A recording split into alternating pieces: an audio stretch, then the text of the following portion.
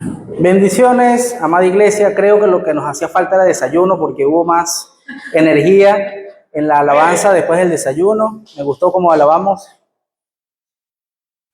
Hoy vamos a tener un mensaje un poco corto, pero de mucha importancia. Lleva por título La guerra contra Nefilim, hazte un arca. Fíjense, amados hermanos, cada vez que se nos plantea una situación, algún conflicto, algún desastre, Dios siempre nos da la respuesta. Amén. Esa siempre ha sido así y siempre va a pasar así. Todas las tormentas, las aflicciones que nosotros podamos atravesar, Dios ya nos ha dado una respuesta por adelantado. Simplemente tenemos que verla. Amén. Para ello vamos a leer Génesis 6 del 14 al 22. Todos juntos, hermanos, vamos a leer la palabra de Dios. Génesis 6 del 14 al 22. La palabra de Dios se lee en el nombre del Padre, del Hijo y del Espíritu Santo. Amén. ¿Lo encontraron? Amén. Ok. Hazte un arca de madera de gofer. Harás aposentos en el arca y la calafatearás con brea por dentro y por fuera. Y de esta manera la harás de 300 codos de la longitud del arca, de 50 codos su anchura y de 30 codos su altura. Una ventana harás al arca y la acabarás a un codo de elevación por la parte de arriba. Y pondrás la puerta del arca a su lado, y le harás piso abajo, segundo y tercero. Y he aquí que yo traigo un diluvio de agua sobre la tierra, para destruir toda carne, en que haya espíritu de vida debajo del cielo. Todo lo que hay en la tierra morirá. Mas estableceré mi pacto contigo, y entrarás en el arca tú, tus hijos, tu mujer, y las mujeres de tus hijos contigo, y de todo lo que vive, de toda carne, 2 de cada especie meterás en el arca, para que tengan vida contigo. Macho y hembra serán, de las aves según su especie, y de las bestias según su especie, de todo reptil de la tierra según su especie. 2 de cada especie entrarán contigo, para que tengan vida. Y toma contigo de todo alimento que se come y almacénalo, y servirá de sustento para ti y para ellos. Y lo hizo así Noé, hizo conforme a todo lo que Dios le mandó. Amén.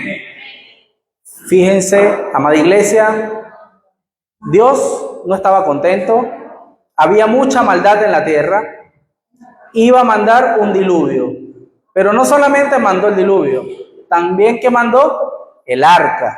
Y fíjense, amados hermanos, que cuando Él da instrucciones precisas del arca, de cómo tiene que haber sido construido el arca, Él no dice, hagan un arca y ya. Si no hubiese dado instrucciones, posiblemente Noé la hubiese hecho muy chica, o de repente muy grande, o de repente no la hubiese calafateado. Calafatear es como impermeabilizar, ¿sí? Con brea. Entonces, Dios nos da la respuesta por anticipado, nos da la solución por anticipado. Y en ese momento, la solución para el diluvio era el arca. ¿Para qué? Para que sobreviviera no solamente Noé, sino sus hijos, la esposa de sus hijos, él mismo, y dio instrucciones de los animales y todo. Entonces, ¿por qué se llama el mensaje la guerra contra Nefilim? Nosotros en la iglesia hemos escuchado muchas veces el término Nefilim, pero bueno, en mi caso, voy a hablar por mí, no lo tenía 100% claro, ¿no? Fíjense, ¿quiénes son los Nefilim? Los Nefilim son la descendencia de ángeles caídos y humanos, o sea que hubo una hibridación. En la actualidad, eso representa la cultura de la violencia extrema, que va contra el diseño original. ¿Qué también representa Nefilim? La desobediencia. ¿Qué también representa Nefilim? Desafío al diseño original. ¿Y qué también representa Nefilim? La ruptura del orden. Entonces, amada iglesia, Los Nefilim en ese momento, cuando estaban causando gran desastre mundial, ¿debido a qué? A que ellos desobedecieron a Dios y se unieron con quien no debían unirse. Ese es el desafío del diseño original. Entonces, el castigo de Dios fue su destrucción, ¿verdad? Ahora, ¿cómo se representa a los Nefilim en la actualidad? Una cosa es hablar de los demonios que estén por allí, digo, no en este sitio, pero que estén por allí obrando, pero muy distinto es los Nefilim, porque los Nefilim es lo que representa globalmente los problemas, las pandemias, las desviaciones, astrología, adivinación, guerras y conflictos.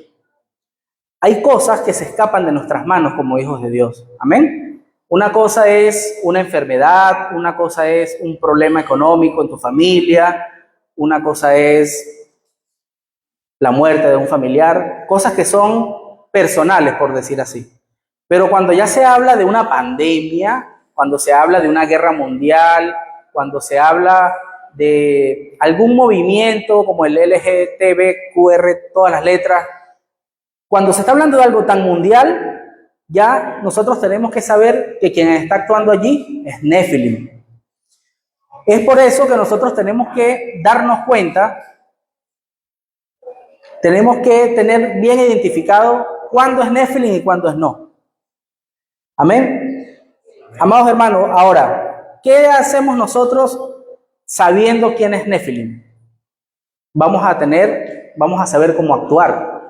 Vamos a saber qué hacer contra ellos. Es por ello, amados hermanos, que nosotros siempre tenemos que entrar al culto con fuerza, con alegría y con agradecimiento.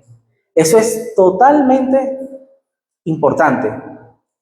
Si nosotros venimos al culto con un corazón de que, bueno, voy a ir al culto para que me vaya bien, no estás dándole culto realmente a Dios.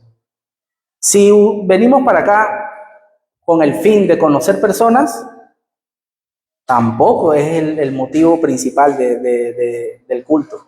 Amén. Si venimos solo por escuchar las alabanzas, no es el motivo principal, no es la manera correcta. Cuando nosotros venimos al culto, venimos porque estamos agradecidos con Dios. Venimos porque un día como hoy amanecimos, estamos vivos, tenemos un techo sobre nuestras cabezas, tenemos provisión en nuestro hogar, queremos que Dios nos guíe, pero sobre todo estamos agradecidos. Como lo dice Salmo 104. Ahora, tampoco tenemos que olvidarnos que Satanás está atacando al ser humano. Y esto es lo que hace a través de Nefilim, como les indiqué, pandemias, desviaciones, astrologías y adivinación. Ahora,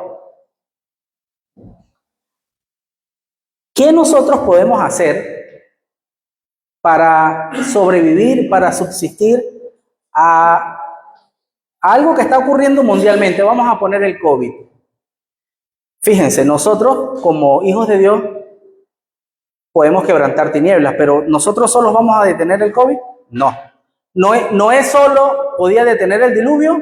No. Hay ciertas cosas en ciertos momentos que solo Dios sabe, que nosotros lo que tenemos que hacer es sobrevivir, ¿sí? Tenemos que permanecer en donde estamos y dejar que esa tormenta o esa aflicción no nos afecte, sino que pase a través de nosotros, ¿sí? Así le pasó a Noé.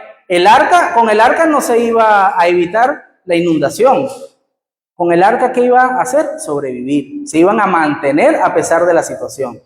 Ahora, si nosotros pensamos en el arca en el Antiguo Testamento, ¿qué representaba el arca? Representaba a Cristo. Y nosotros actualmente, ante los Nefilim, en la actualidad, tenemos que hacernos un arca. ¿Pero un arca qué? No de madera, sino un arca espiritual. Ahora, ¿cómo nosotros logramos hacernos esa arca espiritual? Es aceptando a Jesucristo como nuestro Señor y nuestro Salvador. Teniendo a Cristo en nosotros, cada uno de nosotros es un arca, hablando espiritualmente. Ahora, fíjense, nosotros tenemos que ser luz, pero también tenemos que darnos cuenta cuando seamos luz, ¿sí? Sabemos que lo somos al ser hijos de Dios, pero tenemos que también verlo. Tenemos que identificar cuándo es un problema espiritual. Tenemos que saber siempre qué hacer y disfrutar sobre todo de la autoridad. Yo les voy a comentar una anécdota que tuve, es un poco personal, pero es imprescindible que se las cuente. Yo hace par de años viajé una vez cada año a Estados Unidos y mi sobrino, él vive en Kansas. O sea, Kansas queda en todo el medio de Estados Unidos. De hecho, de aquí a Kansas hay que tomar 3 vuelos. Es lejos. Yo pude haber ido a Miami o a una ciudad más cercana, pero ese sobrino para mí es prácticamente como un hijo más. Y él en ese momento estaba sufriendo de vicios. Vicios que para nosotros acá en Perú, en Latinoamérica, son bastante tabú, pero en Estados Unidos son muy normalizados. Son muy, muy normalizados. De hecho, cuando yo llegué la segunda vez, el segundo viaje que hice a Estados Unidos, al llegar a casa de él, yo salí de donde él vivía, que era un sitio bonito, era parecido a La Molina, era un sitio que se veía no popular, por decirlo así. Y yo estuve caminando buscando una iglesia, porque yo dije, mientras estoy allá 2 meses aproximadamente, quiero congregarme. Yo escuchaba el mensaje de acá, pero quería congregarme físicamente en una iglesia mientras estuviera allá. Y estuve caminando 40, 50 minutos, y durante esos 50 minutos me olió a hierba, a droga, todo ese tiempo, en todo ese camino que anduve andando. Y me di cuenta que la presencia de esa sustancia son mucho más popular que acá. Y también me di cuenta que en ese estado en particular, acuérdense que en los estados, dependiendo de cada estado tiene sus propias leyes. Hay un estado que algo es ilegal y en otro estado algo es legal. En ese estado de Kansas es totalmente legal la compra de esa sustancia. Pero no en sitios así misteriosos, sino hay grandes tiendas. Imagínense un Totus, un poco más pequeño que Totus, pero dedicado única y exclusivamente a vender esta sustancia. No digo la sustancia en particular para que de repente no me tumben el video en YouTube. Entonces, es totalmente normal. Y mi sobrino, en el sitio donde trabajaba, en ese momento, hay unos momentos de 10 minutos de descanso que son exclusivamente para fumar. O sea, imagínense cómo está arraigada el vicio, las drogas en ese estado de Estados Unidos, que durante 10 minutos, en el momento en que hay más baja demanda de los servicios que ellos venden, es un restaurante, todos se apartan, se van al fondo del local y fuman. Y cuando digo todos, es limpieza, cocina, subgerentes, gerentes, jefes, coordinadores, todo el mundo fuma. Entonces, allí me di cuenta que las drogas allá es algo cultural. No es algo de que alguien tiene esa falla, sino que es algo arraigado. Más bien, el que no lo hace es considerado raro. El que no lo hace es considerado, sí, fuera del lote, ¿no? Y mi sobrino estaba pasando por un momento fuerte porque su vicio era bastante fuerte. De hecho, meses atrás yo le decía, no lo hagas. ¿Y qué decía él? No, yo lo tengo controlado. Esa es la peor mentira. Cuando un vicioso o una persona que está consumiendo te dice, lo tengo controlado, ya te tiene controlado. Simplemente que la persona no lo acepta, no lo termina de aceptar. En el primer viaje que yo hice a Estados Unidos, fue un viaje exploratorio. Yo quería ver dónde él se rodeaba, dónde él trabajaba, dónde él vivía, pero no hice mucho. Realmente en ese primer viaje no hice nada. En el segundo viaje sí me dediqué con mi sobrino. Y las tinieblas saben con qué intención va uno, ¿no? Las tinieblas saben porque nos pasaron muchas cosas en ese segundo viaje que en el primero no nos pasó. Mi sobrino no es considerado una persona peleona ni nada, pero en ese viaje, en ese momento, el día de su cumpleaños, peleó con un compañero de trabajo, lo botaron de su trabajo, peleó con su papá. Le llegaron unas cuentas que él no sabía de cosas que debía. El hecho es que se le acumularon muchas cosas. Pero yo iba con otra mente, ¿no? Nosotros, los hijos de Dios, sabemos que no debemos abrumarnos ante esas situaciones. Y yo sabía que estaban pasando cosas. Ese día que yo me quedo a dormir en su casa, a medianoche, sentí que me oprimían el cuello, sentí una opresión que no podía respirar. Y yo me levanto rápido de la cama y veo la hora, eran las 2 de la mañana. Él tiene un reloj grande así en su habitación, eran las 2 en punto. Y yo dije, qué raro, ¿no? O sea, en Perú no me pasa y en Venezuela no me pasaba tampoco. Al segundo día, vuelvo a sentir la misma opresión en el cuello, veo la hora, 2 de la mañana. Qué casualidad, dije yo. Al siguiente día, vuelvo a sentir lo mismo, a las 2 de la mañana, ahí reaccioné. Yo dije, bueno, esto tiene que ser espiritual. Ahora, yo les voy a compartir mi experiencia ante esa situación. Cuando yo me di cuenta que era algo espiritual, yo no me asusté para nada, de hecho me alegré. Y eso es algo muy raro, ¿no? Que cuando a ti te pase una experiencia paranormal, uno se alegre. Yo no me atrevería a mentirles acá desde el púlpito. Yo les aseguro que yo me alegré de verdad. ¿Por qué?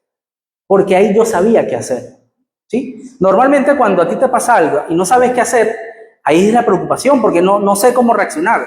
Pero si estábamos siendo atacados espiritualmente, yo me paré y me di cuenta, simplemente Satanás.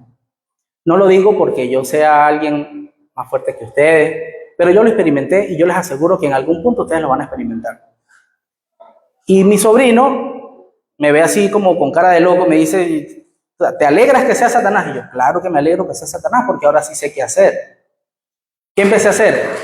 Empecé a quebrantar tinieblas, ¿sí? Yo le dije a mi sobrino, habían unos póster ahí, todos locos, y le dije, retira eso, retiremos eso.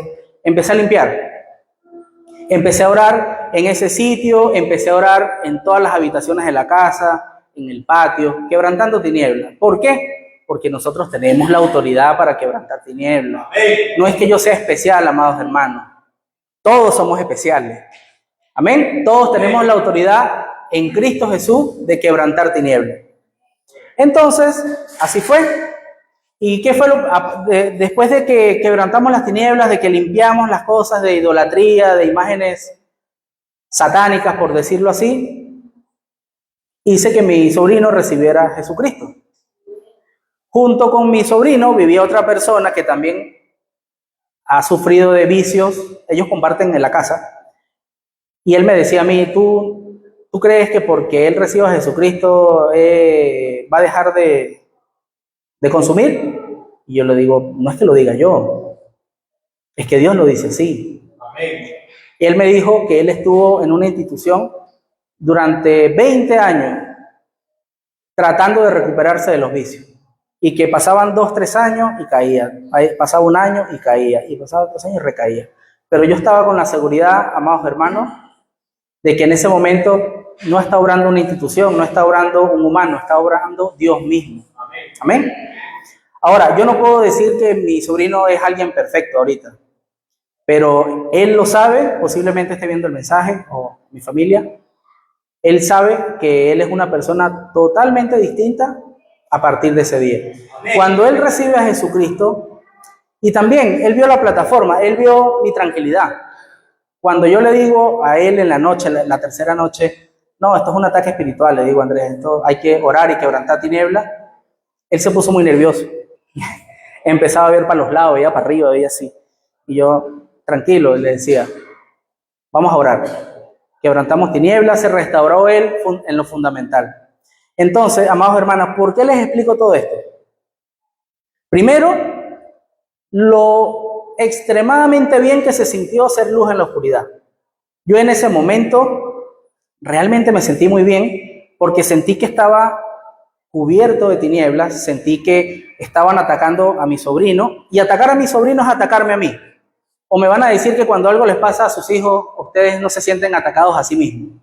Igual, yo a mi sobrino lo veo como un hijo, y todo ataque que vea hacia él era como para mí. Y entonces eso yo se lo explicaba a él, ¿no? Se lo expliqué a él lo entendió, y empezamos a quebrantar tinieblas. Es súper importante, es muy placentero cuando nosotros nos damos cuenta que somos luz en las tinieblas, que somos luz en la oscuridad.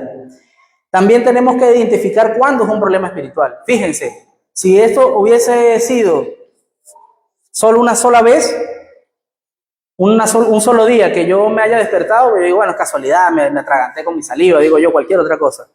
Pero que pase repetidamente 3 veces, nosotros tenemos que tener discernimiento espiritual para darnos cuenta de cuándo algo nos está pasando y que es de índole espiritual. Y saber qué hacer. Cuando nosotros identificamos que el problema es espiritual, como hijos de Dios ya tenemos que saber qué es lo que tenemos que hacer. Ante un problema espiritual, la respuesta es espiritual y la respuesta es Cristo. Entonces, amados hermanos, lo primero, tenemos que saber quién es Nefilim.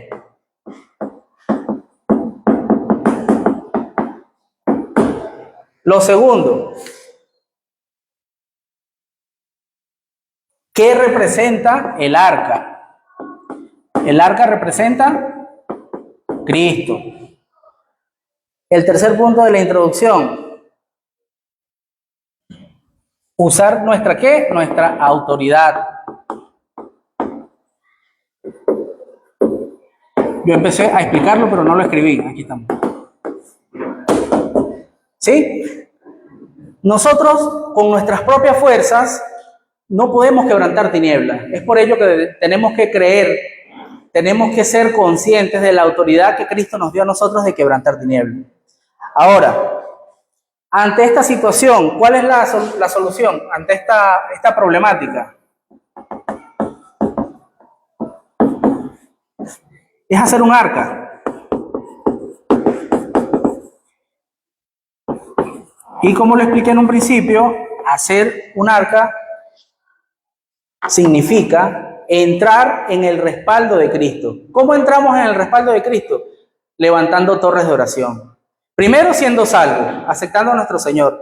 Y luego creando torres de oración para que esas cosas que van a seguir pasando en el mundo no te afecten a ti. Fíjense, cuando yo quebranté tinieblas en ese momento, yo evité que mi sobrino, o bueno, Dios a través de mí, hizo que mi sobrino no consumiera más.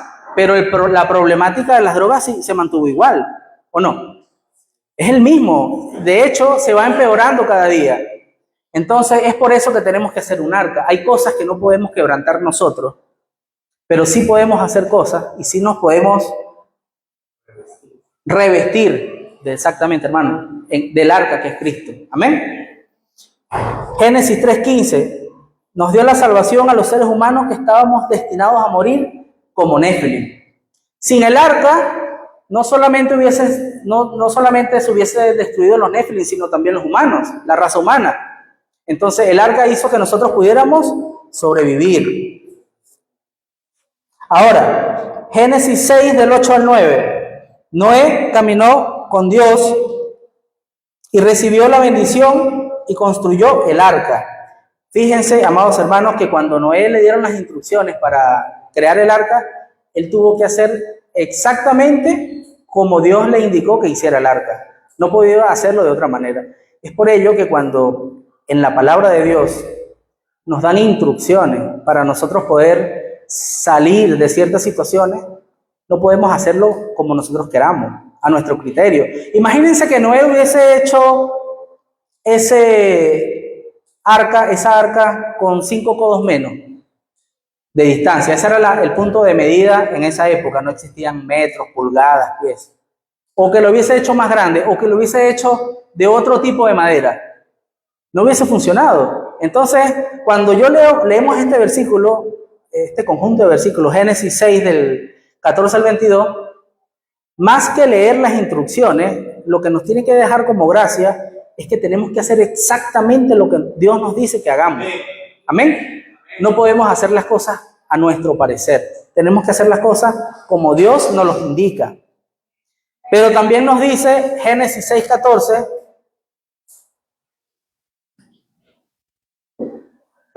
Bueno, está por acá para que lo tengan. Génesis 3:15. Génesis 6 del 8 al 9. Y Génesis 6:14.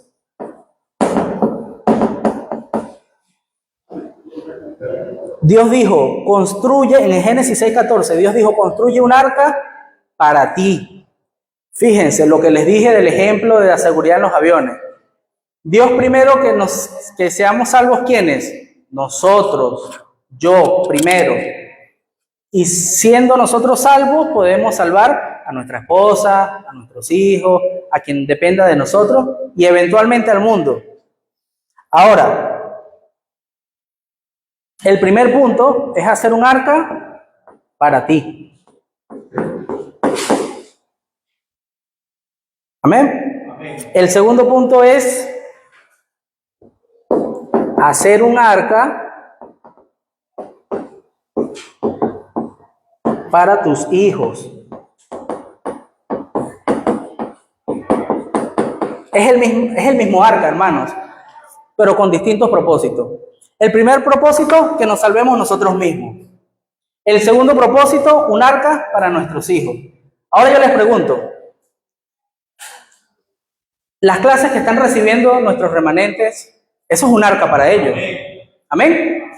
Eso es un arca para ellos, porque ellos están recibiendo información que va a convertirse en protección y que va a convertirse en autoridad. Es por eso que además del atrio, tenemos que incentivar a que los remanentes puedan explorar sus talentos. Es por eso que estamos adquiriendo instrumentos musicales. Posiblemente en ese grupo de niños que esté allí salga un baterista, salga un guitarrista, un bajista o alguien que cante, un pastor. Nosotros no lo sabemos, ellos no lo saben, pero sí lo sabe Dios. Entonces nosotros tenemos que explorar y descubrir y ayudarlos a que ellos descubran sus talentos.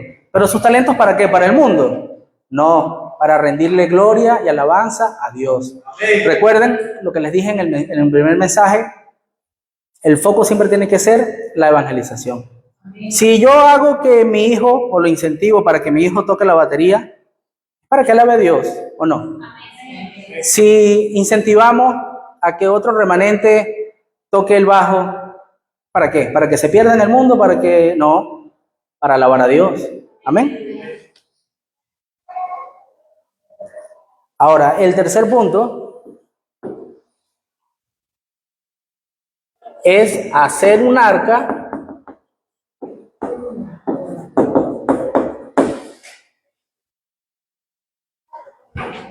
para salvar muchas vidas. Si nosotros leemos atentamente la Biblia, nos podemos dar cuenta que todo está relacionado. Por eso cada vez que yo empiezo un mensaje, les digo como qué mensaje hemos visto desde hace 3 domingos para acá, porque estos mensajes que les estamos compartiendo acá no son episodios separados, ¿entienden? Sino que es todo de una misma corriente, viene con un sentido. Tenemos que creer en Cristo resucitado. Creyendo en Cristo resucitado vamos a tener autoridad. Pero para creer en Cristo, para tener autoridad, tenemos que tener un corazón ¿qué? Limpio. Amén. Y si nosotros creemos que tenemos autoridad como individuos, como discípulos, también vamos a tener autoridad como profetas, como reyes y sacerdotes, o sea, en conjunto. Una cosa es nuestra identidad como individuo y otra cosa es nuestra identidad como iglesia. ¿Amén? Es por eso que todo va de la mano. Ahora, ¿a qué se refiere con hacer un arca para salvar muchas vidas? La palabra se cumple, la oración es respondida y se cumple el movimiento de la evangelización, ver la corriente del campo y de toda una nación. Fíjense, si nosotros vemos el hacer un arca para ti, podemos ver que esto es lo que hacemos los viernes. ¿Qué hacemos los viernes? Orar. Hacemos culto de oración, lo que es el tiempo BCD. ¿Qué hacemos los sábados? Nos reunimos con los remanentes. Amén. Para que ellos también vean sus talentos en cuanto al deporte, en cuanto a la música o cuando hacemos videos. Ellos tienen que explorar sus talentos. Y si hablamos de hacer un arca para salvar muchas vidas, ¿eso cuándo lo hacemos? Los domingos en el tiempo de culto. Porque es en el culto donde nosotros, todos juntos, unánimes, como iglesia, nos reunimos y vamos a salir al campo. Amén. No solamente a salvarnos a nosotros y a nuestros hijos. ¿Qué coordinamos los domingos? Cómo salir a salvar las almas, a salvar muchas vidas. Entonces, fíjense cómo en un versículo que no tiene nada que ver con el tiempo BCD, si ustedes lo ven con ojos espirituales, se convierte en el tiempo BCD. Porque si ustedes buscan el término BCD en la Biblia, no va a aparecer. No aparece como tal. Pero sale así de esta manera, viéndolo con ojos espirituales. ¿Y qué pasa los fines de semana? ¿Qué es lo que normalmente pasa los fines de semana? Es cuando las tinieblas o los Nephilim atacan más. ¿Qué pasa en los fines de semana? Hay fiestas, hay discotecas, las principales cosas de entretenimiento son en los fines de semana. Y es por eso que nosotros en el tiempo BCD estamos luchando culturalmente contra los Nephilim. ¿Amén? Entonces, si un joven, un remanente, en vez de usar un viernes para ir a un concierto que no debería, de un grupo que no edifica, está oyendo la palabra, recibiendo mensajes, descubriendo sus talentos, ahí se está quebrantando esa tiniebla. Si nosotros, el sábado, si nosotros un viernes, en vez de usarlos para nuestras cosas en particulares, lo dedicamos para venir al culto, para que oremos entre todos, entre nosotros mutuamente, estamos quebrantando tinieblas, amados hermanos. Igual el domingo, nosotros, los que estamos acá, no pudiéramos estar ahorita en Cieneguilla, en una piscina, pudiéramos estar en la playa, ¿sí o no? Pudiéramos estar paseando, haciendo muchas cosas, pero no, estamos acá, estamos recibiendo mensajes de púlpito, estamos recibiendo la guía. Y es por eso que nosotros configuramos el tiempo BCD, o Dios lo configura para que nosotros lo usemos. Es por eso que llegamos a una conclusión, amados hermanos, que es la siguiente. Les hago una pregunta. Cuando nos despertamos en la mañana, ¿en qué es lo primero que pensamos? Fíjense, si cuando yo abro los ojos en la mañana, en lo primero que pienso es en mi esposa, está mal. Suena raro, ¿verdad? Pero está mal. Si yo abro los ojos y lo primero que pienso es en mi enamorada, mi enamorado, o en música, está mal. Todos los días nos tenemos que hacer esa pregunta. Y ojo, yo he cometido ese error muchas veces. Yo me despierto pensando en mi esposa. Y de repente suena romántico. Pero espiritualmente no es lo correcto. Las prioridades no son así. Las prioridades que tenemos que pensar primero en Dios. Tenemos que restaurar el agradecimiento. Si nosotros nos despertamos en la mañana, en lo primero que tenemos que pensar es que nos despertamos en sí. Ustedes saben la cantidad de personas, yo estuve viendo una estadística, 200.000 personas al día no se despiertan. O sea, 200.000 personas al día amanecen muertas. Ustedes se imaginan, es un montón de gente, hermanos, un montón de gente. Del solo hecho que nosotros abramos nuestros ojos en la mañana, eso nos tiene que llevar al agradecimiento. Y si pensamos en el agradecimiento, ¿agradecimiento a quién? Pues a Dios. Entonces, ¿qué es lo espiritualmente sano? Que apenas nosotros nos despertemos, pensemos en Dios. Si ahorita no lo estamos haciendo, ese tiene que ser nuestro norte. Que cuando nos despertemos, lo primero que hagamos es pensar en Dios. Ahora, si nos despertamos con agradecimiento, nos despertamos pensando en Dios, ¿a qué nos lleva eso? ¿Cómo le expresamos nuestro agradecimiento a Dios? Orando. No hay otra manera. Todos los días tenemos que ganar fuerza espiritual. Cuando abrimos nuestros ojos comienza la oración, pero ¿la oración en quién? En el nombre de Cristo. Siempre recuerden, amados hermanos, lo más importante de la oración es hacerlo en el nombre de Cristo. No es mi opinión, es lo que dice la palabra de Dios. Ahora, para aquellas personas que estén pasando por aflicción, por algún problema de sanidad, de salud, ¿qué tenemos que restaurar? La respiración profunda. Fíjense la diferencia entre lo que es el yoga y la respiración profunda. El yoga, ¿qué nos dice? Que nos relajemos y que nos vaciemos, que que tengamos nuestra mente en blanco. Nosotros somos humanos, amados hermanos, y cuando nuestra mente está en blanco, lo que tiende a entrar son cosas negativas. Jamás nosotros podemos pedir que Dios salga de nosotros.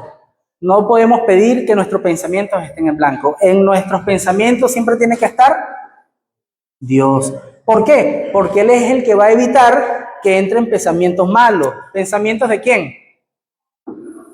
De los néfilim. Ven, amados hermanos. Entonces, nosotros podemos relajarnos en Cristo Jesús.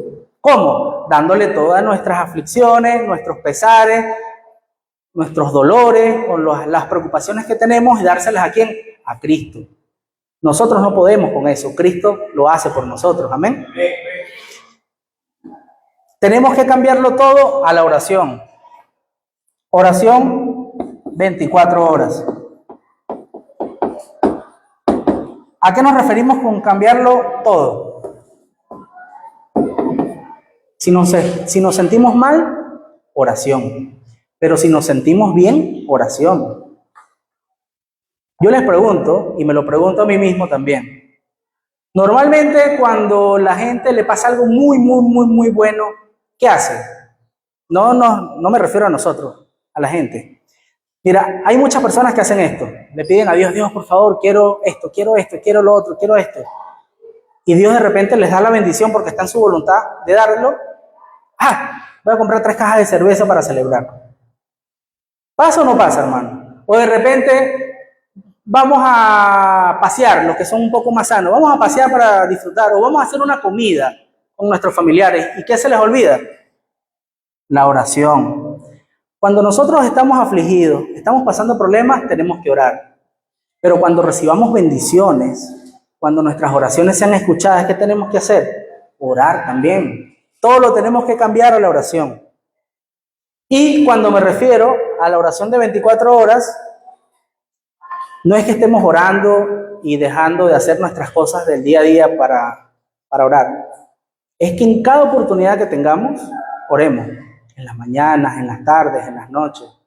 Yo creo que les comenté que mi auto le configuraron algo en la computadora y cuando yo lo prendo no puedo arrancar de una vez, sino que él se mantiene acelerado como 20 segundos. ¿Y qué he hecho yo? Aprovecho esos 20 segundos para orar, ¿no? Y en 20 segundos me da chance de hacer una buena oración. Y eso es lo que yo me refiero. En cada oportunidad que tengamos, muy aparte de la que nosotros, de la hora que nosotros destinemos para orar, tenemos que poner todo en oración. A veces eso se nos olvida. Por lo menos, si estamos buscando un trabajo, ponerlo en oración. Si ese trabajo no es para ti, aceptarlo en oración. Si ese trabajo es para ti y Dios te lo da, restauramos el agradecimiento. Gracias, Dios, por darme la bendición que te pedí. Y si no, gracias Dios por decirme que no, seguramente tendrás algo para mí mejor. ¿Sí o no? Amén. Entonces, amada iglesia, oro para que nosotros siempre podamos definir, darnos cuenta quiénes son Nefilim, qué representan en nuestra vida actual y cómo podemos hacer un arca para defendernos de ellos. Amén. ¿Y cómo nos defendemos de Nefilim? A través de Cristo, haciéndonos un arca. No un arca, no se va a poner los remanentes ahorita a fabricar un arca. Me refiero a un arca espiritual. Entrar en la cobertura de Cristo. Amén. Vamos a orar. Amada iglesia, amado Padre, te pedimos que seamos una iglesia que hagamos nuestra arca, bendito Dios, en Cristo Jesús, que podamos echar todos los problemas, todas nuestras aflicciones en ti, Dios, que puedes con ellas, bendito Padre, que podamos restaurar la oración de 24 horas, que podamos orarte, no solamente en los momentos de aflicción, sino en los momentos de alegría, cuando tú mismo nos das bendiciones, bendito Padre. Te pedimos que nos defiendas, que quebrantes toda tiniebla de Nephilim en nuestro hogar, en nuestro trabajo, en nuestros estudios y por donde nosotros estemos pasando, bendito Dios. Que seas tú, bendito Padre, abriéndonos nuestro camino y que ante las diferentes tormentas y vicisitudes que hayan en el día a día, podamos entrar en el arca que es Cristo Jesús y nos puedas defender de toda agresión, bendito Padre. Te pedimos que nos dejes esa autoridad, que permites que disfrutemos de la autoridad en Cristo Jesús para quebrantar tinieblas. Que podamos creer nosotros mismos, bendito Padre, que somos embajadores de Cristo y que somos luz en la oscuridad. Todo esto te agradecemos y te pedimos, bendito Padre, en el nombre de tu amado Hijo Jesucristo, el Hijo del Dios viviente. Amén. Amén, amada iglesia. Nos despedimos de la gente que nos está viendo a través del Facebook, del YouTube, y ya con nosotros será hasta el siguiente domingo. Bendiciones.